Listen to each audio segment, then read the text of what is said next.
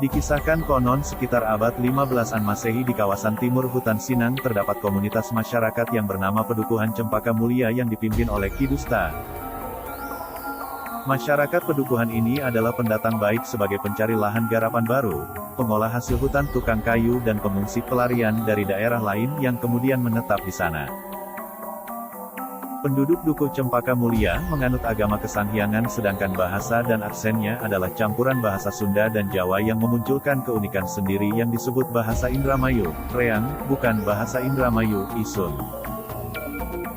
Ki Dusta memiliki dua orang murid, mereka adalah Ki Koang dan Ki Brangbang yang konon berperilaku temperamental tetapi sangat setia dengan gurunya.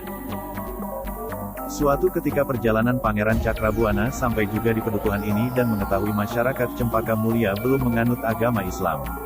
Kemudian Cakrabuana mengajak penduduk masuk agama Islam dengan cara-cara halus. Salah satu yang dilakukannya adalah menjadi dalang wayang kulit di perempatan Bugis Bugiana, sekarang Majasayun, dan wayangnya dibuat mendadak dari kulit banteng yang ditangkap di hutan Sinang.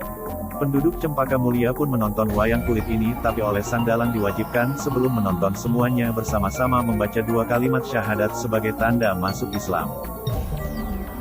Singkat cerita, Cakrabuana harus kembali ke Cirebon.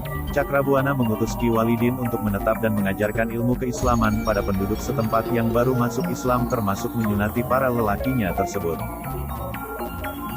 Sementara itu di sudut lain pedukuhan, Ki Dusta terus mengamati dan menyadari ada upaya mengganti keyakinan penduduk Dukuh Cempaka Mulia yang sudah dianut bertahun-tahun dengan agama Islam.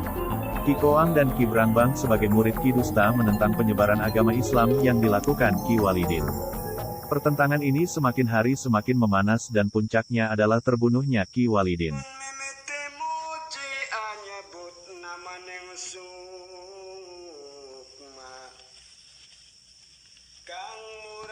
Tewasnya Ki Walidin diketahui oleh Cakrabuana di Pakumwati sehingga Ki Dusta dan muridnya pantas dihukum. Tanpa menunggu lama dengan jarak yang akan ditempuh sangat jauh, Cakrabuana segera mengirimkan pasukan kecil pilihan dari Pakumwati dan santri-santri dari Pasambangan. Ditunjuklah Ki Ageng Agrantaka dan Ki Ageng Krapyak untuk memimpin pasukan ini dan diperintahkan ke Cempaka Mulia secepatnya, sedangkan Cakrabuana akan menyusul kemudian. Kabar kematian Ki Walidin ini membuat pedukuhan Cempaka Mulia mencekam dan ketakutan. Penduduk yang sudah memeluk agama Islam segera mengungsi ke tempat aman. Ki Dusta segera mengumpulkan orang-orang yang masih di bawah pengaruhnya untuk dipersiapkan menghadapi segala kemungkinan terutama dari Cakrabuana. Dengan kemampuan dan keahlian perang seadanya terbentuklah pasukan kecil Cempaka Mulia di sebuah tanah lapang atau tegalan di sisi utara dan timur Dukuh Cempaka Mulia. Singkat waktu pasukan Ki Dusta akhirnya bertemu dengan pasukan Pakumwati dan perang pun tidak bisa dihindari.